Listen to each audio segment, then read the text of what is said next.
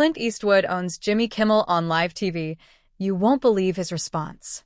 Before we move forward, kindly hit the subscribe button and turn on the bell icon to get notifications from us. It was an ordinary Tuesday morning when Clint Eastwood received the invitation that would change the course of his day. His assistant walked in holding a glossy, thick envelope embossed with gold lettering, Jimmy Kimmel Live. The late-night host had been trying to get Clint on his show for years, but Clint had always turned him down. Now, with the promise of a good laugh and some casual conversation, Eastwood was intrigued. He hadn't made a public appearance in months, and Kimmel's reputation as a fun-loving host made the offer irresistible. When Clint agreed, no one anticipated the fireworks that would follow. His team arranged for him to arrive in the evening, just in time for the show's taping. Jimmy Kimmel, known for his humorous banter and laid-back vibe, had often poked fun at Hollywood legends. But Clint wasn't one to back down from a challenge. He was used to controlling the narrative, especially when it came to his public image. The day of the interview, he mentally prepared for the usual jokes and the occasional friendly jab. Little did Jimmy know Clint had a few tricks of his own up his sleeve. As Clint entered the Jimmy Kimmel Live studio, the energy in the room shifted. The crowd went wild with applause, knowing that the legendary actor and director was in their midst. Clint, as stoic as ever, made his way to the stage with his signature slow stride, glancing around with a knowing smirk. Kimmel, in his usual fashion, stood up from behind his desk, greeting Clint with exaggerated enthusiasm. "Clint, my man, it's an honor to have you here. How are you doing?" Jimmy asked, flashing his trademark grin. Clint, with a calm and collected response, simply nodded. "I'm doing well, Jimmy. Just here to enjoy the show." The tension was palpable as the two men exchanged pleasantries, but it was clear to everyone watching that Clint wasn't here to be anyone's punchline. As the camera started rolling, Kimmel quickly shifted into his comedic mode, ready to test Clint's limits. The interview started innocently enough with Kimmel asking Clint about his legendary career and how he balanced acting with directing. But as the conversation progressed, Jimmy couldn't resist taking a few jabs at Eastwood's age. "So, Clint, you've been around for decades, seen it all. What's the secret? You don't look a day over 100, Kimmel joked, the audience erupting into laughter. Clint didn't flinch. He simply shot Kimmel a pointed glance before responding in his signature gravelly voice. "Well, Jimmy, I suppose you just age like a good whiskey. Some of us just get better with time." The comment hit hard, but Kimmel was undeterred. He tried again, remarking on Clint's recent quiet public life. "You know, Clint, we haven't seen much of you lately. You're like the elusive Sasquatch of Hollywood." But Clint wasn't playing the role of the quiet, humble star anymore. With a half-smile, he fired back, "Maybe that's because I prefer to let the real talent do the talking, Jimmy." The crowd roared with laughter, and Jimmy could do little but smile through the sting. It was clear that Clint wasn't going to be the easy target Kimmel had hoped for.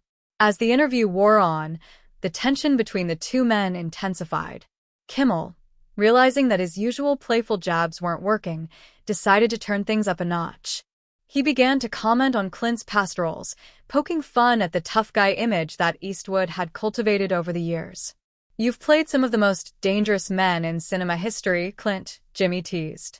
"Tell me, when you're not on screen, do you still carry that persona around with you, or is that just for the cameras?"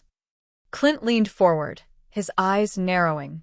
The crowd held its breath as they waited for his response. Then, with perfect timing, Clint leaned back in his chair, giving Jimmy a deadpan stare. "I don't need to carry a persona, Jimmy. I just get the job done."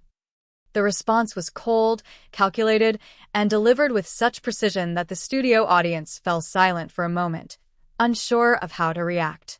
Kimmel, who had been expecting another round of laughs, suddenly realized he had underestimated the man sitting across from him. The tables had turned. Jimmy Kimmel, ever the professional, quickly regained his composure. He had no choice but to laugh off the moment, but deep down, he knew he had been bested. He tried to regain control of the conversation by shifting topics to Clint's personal life. "So, Clint, we all know you're a man of few words. But what about family? What's life like at home when you're not busy making movies?" Clint leaned back, his gaze momentarily drifting away from Jimmy, as if considering the question for the first time. "Family is everything, Jimmy," Clint replied, his voice softening. "It's where the real stories are, where you learn what's important."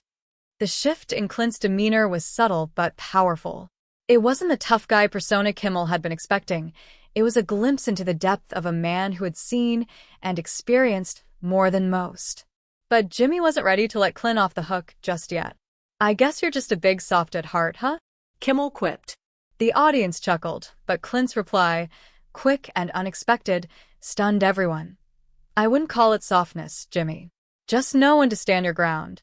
As the exchange continued, the audience began to sense that this wasn't just a typical celebrity interview. The sharp back and forth between Clint and Kimmel had evolved into a full-blown comedic showdown. Every time Jimmy tried to land a punch, Clint countered with a devastatingly clever response that had the crowd in stitches. But it wasn't just the laughs that were drawing attention. There was a palpable respect building in the room. The audience wasn't laughing at Clint. They were laughing with him, admiring his quick wit and sharp comebacks. What began as a playful battle of wits had transformed into a masterclass in how to own a moment on live TV. Jimmy Kimmel, who prided himself on his ability to handle any guest, was finally realizing that Clint Eastwood wasn't someone you could simply outwit. In fact, it felt like Clint had taken the role of the master, and Jimmy was now the student. As the interview neared its end, Jimmy Kimmel tried to regain the upper hand by asking Clint the one question he knew would bring the audience to their feet. "All right, Clint, last question. You've seen a lot of change in Hollywood over the years. What advice would you give to the new generation of actors coming up?" Clint's response was calm, but delivered with unshakable authority. "Don't forget where you come from. Stay true to who you are, and don't let anyone tell you how to tell your story. Hollywood will try to change you, but if you're strong enough, you can change Hollywood." The answer was met with a roar of applause. Jimmy smiled, realizing that the interview had come full circle. He had asked the tough questions, but Clint had always been one step ahead. In that moment, Jimmy Kimmel knew that he had just witnessed something special, an unforgettable moment in late-night television history. As the show concluded, the audience gave Clint a standing ovation, and even Jimmy Kimmel couldn't help but applaud the man who had just completely owned the night. Backstage, Clint was as calm as ever, his demeanor unchanged. Kimmel, though visibly impressed, couldn't resist walking over to Clint with a smile. "I'll admit, Clint, I wasn't expecting that. You really did a number on me." Clint chuckled, his eyes glinting with mischief. "You asked for it, Jimmy."